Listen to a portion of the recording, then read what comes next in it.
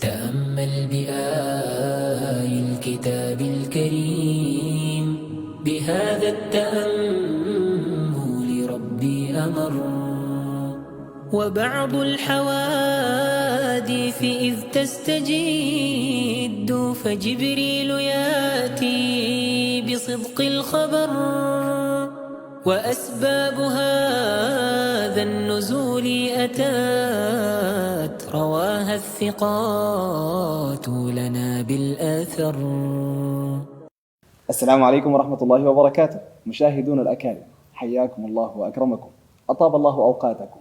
نلتقيكم في حلقة جديدة من برنامجكم ليتدبروا، ونحن في معية فضيلة الشيخ الدكتور محمد الأمين إسماعيل. حياكم الله وأكرمكم فضيلة الشيخ. وعليكم السلام ورحمة الله، بارك الله فيك، جزاك الله خيرا، حياكم الله. حياكم شيخنا وأكرمكم.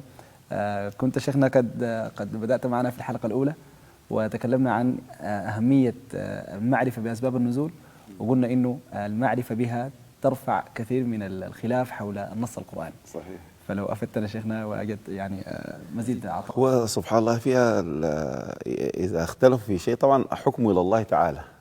طيب يلا بعد ذاك لما نختلف في الفهم، اللي بيقرب لنا الفهم معرفة السبب، يعني سبب النزول. ولذلك جعل الصحابة رضي الله تعالى عنهم أنهم كانوا يتذاكروا الأسباب التي نزلت فيها الآيات، ويصحح بعضهم البعض ما لكم ولهذه الآية. ابن عباس يقول لمروان بن الحكم في سؤال كان سأله، عمر بن الخطاب رضي الله تعالى عنه صحح لقدامى بن مظعون وعمرو بن معدي كرب في مسألة الخمر. دي ممكن كلها تجي أمثلة في آية، نعم، في الآيات اللي هي في الفهم الصحيح للآية، أو السبب المعين اللي ممكن يبقي لك الآية دي بتفهمها بخاصة السبب. أبو أيوب الأنصار رضي الله تعالى عنه أيضا يذكر في ذلك، برضو جاء إن شاء الله تعالى. السيدة عائشة مع عروة بن الزبير اللي هو ابن أسماء بنت أختها. فدي كلها كانت سبحان الله تصحيحات. بعض الناس قد يحاولوا يستغلوا الآيات أو بعض الآيات بيجي التصويب بسبب النزول. في قصة بين عبد الرحمن بن أبي بكر الصديق ومروان بن الحكم رضي الله تعالى عن عبد الرحمن والسيدة عائشة، فبينت لهم أيضا سبب النزول، حلت المشكلة يعني. نعم. سبحان الله شيخنا، يعني معناها انه الناس اللي بتطعن في السنه وبتدعي انه يعني هي بتريد بذلك جمع الامه، هي في الحقيقه بتفرق الامه يعني. ايوه سبحان الله. ما هو اصلا القران ده ربنا نزله على النبي عليه الصلاه والسلام ليبين للناس ما نزل اليهم من ربهم. نعم يعني، والرسول عليه الصلاه والسلام بين للناس. شوف يا شيخنا، ما في تفسير كامل من فاتحه الكتاب الى خاتمه الناس عن النبي عليه الصلاه والسلام، لكن تفسير الرسول صلى الله عليه وسلم على حسب، احيانا يفسر لسؤال ويسالوه مثلا زي الاسئله الكثيره اللي وردت، يبين لهم النبي عليه الصلاه والسلام. احيانا الصحابه يفهموا فهما خاطئا. علي بن حاتم الطائي رضي الله عنه وضع خيط ابيض وخيط اسود وياكل ويشرب لحد ما الناس صلوا الصبح فضحك النبي عليه الصلاه والسلام حتى بدا نواجذ عليه الصلاه والسلام، بين له وقال له انما هو سواد الليل وبياض النهار. نعم، كلوا واشربوا حتى يتبين لكم الخيط الابيض من الخيط الاسود. سبحان الله، الايه اول ما نزلت كانت كلوا واشربوا حتى يتبين لكم الخيط الابيض من الخيط الاسود ثم اتموا الصيام الى الليل. بعد ذاك نزلت من الفجر ثم اتموا الصيام الى الليل. ودي عندها شواهد برضه زيها. لا يستوي المجاهدون في سبيل الله والقاعدين غير اولي الضرر. غير اولي الضرر نزلت مؤخرا ايضا. فدي حكمه يعلمها الله سبحانه وتعالى، وفيها امتحان ايضا. يعني الصحابه بيسلموا لامر الله، يسالوا الله مزيد تخفيف، الايه تجي تخفف. النبي عليه الصلاه والسلام احيانا يفسر في المنبر في خطبه، واعدوا لهم ما استطعتم من قوه ومن رباط الخيل، الا ان القوه الرمي، قال عليه الصلاه والسلام. وليوم الليله القوه الرمي، ليوم الليله يعني تنافس الناس في القوه الرمي. يعني قدر ما تشوف التقنيات والتطور والتقدم ما مرقه من الرمي. سبحان الله، ما يشرط السهام يعني. ايوه سبحان الله. بس الرمي دي عامه جدا، الرمي دي ممكن بيزر ايوه نعم. فالقوه الرمي كما قال النبي عليه الصلاه والسلام. ربما الصحابه يشكل عليهم امر، اينا لم يظلم نفسه يا رسول الله، الذين امنوا ولم يلبسوا ايمانهم بظلم. قال ليس الظلم الذي تذهبون اليه، وانما هو قول العبد الصالح إذ قال لقمان لابنه وهو يعظه يا بني لا تشرك بالله إن الشرك لظلم عظيم. فالرسول عليه الصلاة والسلام بيبين للصحابة رضي الله تعالى عنهم ويفسر لهم الآيات. الصحابة تلقوا ذلك، علموا أسباب شهدوها لأنهم شهدوها. وده بيقودنا لمسألة مهمة يمكن أنت تكون خدتها في أسئلتك لكن نسبقك عليها يا شيخنا، اللي هي أسباب النزول دي ذاتها نجيبها من وين نحن؟ أي نعرفها كيف؟ طبعا بإجماعهم هو علم توقيفي ما في مجال للاجتهاد، والاجتهاد فيه وعيد، لأنه كأنما يتقول على الله سبحانه وتعالى بغير علم. جاء رواية صحيحة عند أبي داود: من كذب علي متعمدا فليتبوأ مقعده من النار، ومن كذب على القرآن وتقول على القرآن أيضا يتبوأ مقعده من النار. يعني فدي من التقول والتالي على الله سبحانه وتعالى. فلذلك أسباب النزول هي بتعرف من الصحابة رضي الله تعالى عنهم. كون الصحابي يصرح تصريحا صريح إنه نزلت الآية في كذا وسبب نزول الآية كذا فأنزل الله تعالى كذا، ده تصريح من الصحابة رضي الله تعالى عنهم. ودي يمكن من أعلى الدرجات، يعني إنه الصحابي يصرح يقول الآية نزلت في كذا أو حصل كذا أنزل الله تعالى كذا. وطيب ليه ما يكون التصريح من النبي عليه الصلاة والسلام؟ ما هو الصحابي أحيانا بنقول لنا كلام النبي عليه الصلاة والسلام، ولذلك هنا بيذكروا لك الصحابي هو الذي صرح. لا علماء نفس علماء القرآن لما يجي يتكلموا عن الناسخ والمنسوخ بما يعرف النسخ يقول لك التصريح من النبي عليه الصلاة والسلام، بعد ذاك التصريح من الصحابي. لا هنا بيقول لك التصريح من الصحابة أول حاجة في أسباب النزول. لا ما لقوا ورد مثلا النبي عليه الصلاة والسلام قال سئلت عن كذا فقال الله كذا، لا لا، الصحابي يقول لك الرسول صلى الله عليه وسلم سأله عن كذا كذا، وقعت كذا فقال الله تعالى كذا، حدث كذا فأنزل الله تعالى كذا.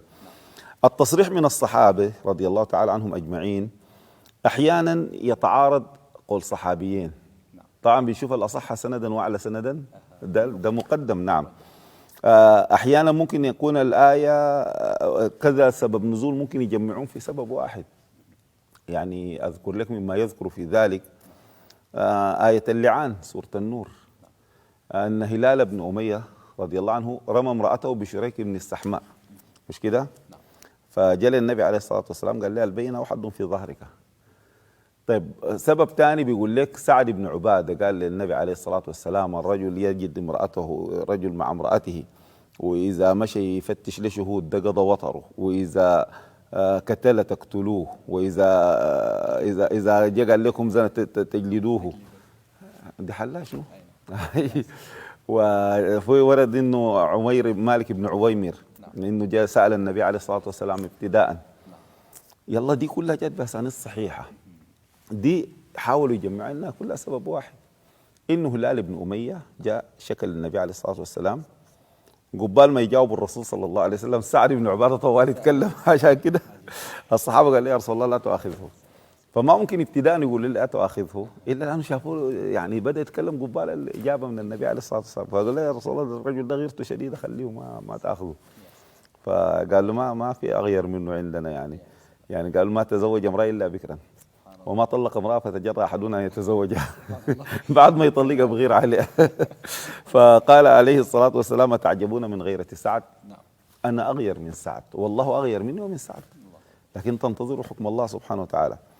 مالك بن عويمر قالوا أنه جاء في ذات الوقت وسأل هذا السؤال أو سمع كلام هلال بن أمية، جاء سأل السؤال سبحان الله، جاء في بعض الروايات مشى أيضا لقى مشكلة في بيته هناك بغادي. فيلا دي جات في شيء واحد. أحيانا بيقول لك يتعدى السبب النزول، يعني آية مثلا نزلت في كذا نزلت في كذا. أديك مثال وتكون كلها صحيحة. ثوبان رضي الله عنه قال يا رسول الله، بكى، كان جالسا مع النبي عليه الصلاة والسلام فبكى، فقال عليه الصلاة والسلام ما يبكيك يا ثوبان؟ كان صلى الله عليه وسلم دخل لبعض حاجته، لما رجع لقى ثوبان يبكي قال يا رسول الله إني والله أحبك حبا شديدا ولا أطيق أن أفارقك طرفة عين. يعني أنت أصلا لما مشيت أنا بكيت نعم، أتذكر الموت وما بعد الموت وأنت في أعلى الجنان وأنا لا أدري ما يفعل بي، وإن دخلت الجنة كنت في الدرجة الدنيا. فنزل قول الله تعالى ومن يطع الله والرسول فأولئك مع الذين أنعم الله عليهم من النبيين والصديقين والشهداء والصالحين وحسن أولئك رفيقا ذلك الفضل من الله وكفى بالله عليم. قال عليه الصلاة والسلام يا ثوبان يحشر المرء مع من أحب. طيب ورد أعرابي جل النبي عليه الصلاة والسلام قال لي يا رسول الله المرء يحب القوم ولما يلحق بهم. قال عليه الصلاة والسلام يحشر المرء مع من أحب، وأنزل الله تعالى من يطع الله والرسول. يلا ده سبب بسند صحيح، وده سبب برضه بسند صحيح. فهنا بيقولوا تتعدد أسباب في آية واحدة أو في نزول واحد يعني. بعضهم بيقول لا الآية دي نزلت في ثوبان، لما الأعرابي سأل النبي عليه الصلاة والسلام تلا له الآية. وأحيانا تلاوة الآية الصحابة بيعبروا عنها بالنزول. يعني مثلا عندك في صحيح البخاري ابن مسعود قال قلت يا رسول الله أي الذنب أعظم؟ قال أن تجعل لله ندا وهو خلقك. قلت ثم أي؟ قال أن تقتل ولدك خشية أن يطعم معك. قلت ثم أي؟ قال أن تزاني بحليلة جارك. قال فأنزل الله الذين لا يدعون مع الله إلها آخر ولا. ابن عباس في الصحيح برضو قال الآيات دي مكية. لما ذاك جاء ناقشوا في توبة القاتل عمد ما قال لي أما آية الفرقان فمكية، ذاك ما استدل به لا يقتلون النفس التي حرم الله إلا بالحق. فلاحظ ابن مسعود قال أنزل الله الآيات دي. يلا أنزل الله الآيات، ربما يعني الرسول عليه الصلاة والسلام قرأها خلاص بقت الآية دي جات في سؤالي كأنها نزلت الآن، يعني كأنما يعني أنزل الله يعني الآية بس جات مقطعة كده في السؤال بتاعي يعني. نعم أيوة. فده برضو توجيه من أهل العلم في يعني قول الصحابي مثلا أنزل الله سبحانه وتعالى الآيات. ما هو مرات يقول لك كأنما نزلت الساعة، مش كده؟ مرات بعد التحاق الرسول عليه الصلاة والسلام بالرفيق الأعلى، لما عمر بن الخطاب شال سيف وقال من زعم أن رسول الله صلى الله عليه وسلم قد مات علوت بسيفي أيوة ضربت عنقه إنما ذهب لميقات ربي كما ذهب موسى لميقات ربي ولا يرجعن رسول الله صلى الله عليه وسلم من ميقات ربي كما رجع موسى ولا يقتلن أقواما نافقوا كما فعل موسى بالسامري. فأبو بكر الصديق لما جو وقرأ لهم الآية وما محمد إلا رسول قد قال عمر كأنها نزلت الساعة، هي ما نزلت الساعة ولا أول مرة يسمع بها عمر بن الخطاب رضي الله عنه، لكن يعني جاءت مفصلة كده، ده شفت مفصلة في هذه الحادثة كأنها بس نزلت في الموضوع ده. فسبحان الله الصحابة رضي الله تعالى عنهم يعني أحيانا الصحابي ما بيكون متأكد من سبب النزول ويذكروا ذلك، هم ذاتهم بيذكروا ذلك. فعروة بن الزبير رضي الله عنه وعن أبيه، عروة بن الزبير بيتكلم عن قول الله سبحانه وتعالى فلا وربك لا يؤمنون. الحديث الصحيح مش كده؟ الزبير رضي الله عنه ورجل من الأنصار كانوا جيران في الأرض الزراعة، فاختلفوا في السقاية. المويه بتجي من الجدول الرئيسي تسقي أرض الزبير، بعد ذاك تمشي للأنصاري. الأنصاري قال لا أنا أسقى أولا يا أخي بتجي بغادي. قال لا أسقى أنا أول. فيحتكموا للنبي عليه الصلاة والسلام، فالرسول صلى الله عليه وسلم قال لي يا زبير أسقى أرضك، يعني أسقي المويه اللي بتجي خليها تجي تسقي اللي بتلاقيه قدامها خليها تسقيه ورسلها لصاحبك. فقال للنبي عليه الصلاة والسلام أن كان ابن عمتك، يعني عشان ولد عمتك تحكم له كده؟ لا إله إلا الله. سبحان الله. فالرسول عليه الصلاة والسلام قال لي يا زبير أسقى أرضك، قال لي لحد ما تبلغ الجدوى. هذا جبال ديك ديك تسوية كده، ديك يعني ديك يعني الشايلو سوى يعني، لكن ده الحكم الجد. قال له ده الحكم الجد اصلا كان ده ايوه ده هنا ده النص دي اللايحه كده، ده ايوه دي اللايحه هنا ده. قال لك انا اصله كده الاول يسقى اول، الاول يسقى اول، المويه دي ما جات في ارضه اول. فقال لي اسقي واطاتك لما تشبع الواطه دي، بعد ذاك رسلها لي صح. اي ده الحكم. فعروه قال شنو؟ قال اظنها يعني ما متاكد والله، لكن اظن الايه دي نزلت في القصه بتاعت ابوي دي ايه. قال اظنها نزل قول الله تعالى فلا وربك لا يؤمنون حتى يحكموا. فالصحابه رضي الله عنهم كانوا حريصين جدا يعني في مساله النزول. انت عارف يا دكتور احيانا سبب النزول بيجي من التابعين، ودي كثيره جدا، عندها شواهد كثيره في القران، لكن جعلوا لها شروط شويه صعبه يعني عشان يقبل. لا حاجه ما زي حقه الصحابه. أول حاجة يشترط التابع يكون ثقة ضبط عدل موثوق كده، ده شرط. شرط ثاني ما يجي تابع يتكلم على كيفه، أيوة لازم يكون من واحدة من المدارس الثلاثة. مدارس التفسير عنده 3 مدارس في التابعين اللي هي أساتذة الصحابة. ديل أيوة ديل شيوخ الصحابة. اللي عندك المدرسة المكية مدرسة ابن عباس. أنا معلش أظن حامرقك شوية بعيد من أسباب النزول. عندهم المدرسة المكية مدرسة عبد الله بن عباس رضي الله عنهما. عندهم المدرسة المدنية مدرسة أبي بن كعب رضي الله عنه. عندهم المدرسة الكوفية مدرسة عبد الله بن مسعود رضي الله تعالى عنهم أجمعين. وديل سموها مدارس تفسير لأنه درسوا ناسهم التفسير. يعني ديل عديل عاملين لهم دروس للتفسير. التفسير مش التفسير يجي خاشي في وسط الحاجات، لا لا لا لا لا, لا التفسير بس. فدي المدارس الثلاثة يلا دي نبغوا فيها الأئمة الأعلام من التابعين سبحان الله. المدرسة المكية مدرسة ابن عباس طلعت عطاء بن أبي رباح وطلعت طاووس وطلعت مكحول وطلعت سعيد بن جبير، طلعت مجموعة كبيرة من الأئمة الكبار، الضحاك، مقاتل، مجاهد، أئمة يعني أنت لما تسمع الاسم ده ذاته، عكرمة، أيوة وزن كبير جدا. المدرسة المدنية طلعت أبو العالية رحمه الله تعالى إمام التفسير، محمد بن كعب القرظي رحمه الله تعالى، زيد بن أسلم، يعني الأئمة كبار في التفسير. شيخنا معلش. نعم. المدنية شيخ أبي بن كعب رضي الله عنه. نعم. المدرسة الكوفية أو بيقول لها العراقية برضو اللي هي مدرسة ابن مسعود، هذه طلعت أئمة ديل كمان ديل بارعين جدا في الفقه ناس الحسن البصري وناس مسروق وناس الأسود وناس ابن كيسان وناس علقمة ومجموعة من أئمة الفقه بالذات هناك، لكن خاصين هنا في التفسير. يلا قالوا لما تجينا من واحد من ديل لقوا من ديل، يلا تاني قالوا شنو؟ قالوا ما نقبل قصة واحد بس، يكون معضد من واحد تاني، يا من نفس المدرسة يا من المدرستين الثانيات، والسند يصل لحده. وبعد ذلك بنقول مرسل، يعني هو ما بيتكلم من راسه، وده الناس معروفين بالورع وبالتقوى وبالزهد والدقة والضبط وكده، فأقل شيء من المدرسة المكية سمع من ابن عباس، يعني ما ممكن يقولها براو كده. أيوة نعم. المدارس دي يا شيخنا طبعا أكثر مدرسة انتشرت هي مدرسة ابن عباس. ليه؟ لأسباب. أول حاجة عشان ابن عباس ما درجته عالية، مش كده، اللهم فقهه في الدين وعلمه التأويل. تاني لأنها في مكة، أي زول بيمشي مكة، بعدين بيمشوا مكة، أنت عارف مشيت مكة ما زي مشيت المدينة، الحجاج بيمشوا مكة، بعدين زمان ما في زول بيمشي المدينة قبل الحج، ما زي الساعة السيف ووجوه يقول لك المدينة لا لا لا لا, لا. يقول لك أول حاجة أنا أضمن مكة، ممكن يصل من رمضان يكون قاعد في ما عندهم شغلة، قاعدين في الحرم يطوفوا يصلوا يعتكفوا، والمدرسة هذه قدامه يقعدوا يحضروا ويلا ده اللي بينشروها. لما نمشي المدينة الواحد داري يصلها له 200، قد يقعد في الدروس حقت الجامعة دي قد ما يقعد فدي انتشرت أكثر المدارس ومدرسة ابن عباس رضي الله عنهما. فضيلة الشيخ جزاك الله خيرا بإذن الله تعالى. يعني لعلنا نشوق الإخوة والأخوات المشاهدين ونشتاق جميعا لإكمال أسباب انتشار المدرسة المكية كما تفضلتم.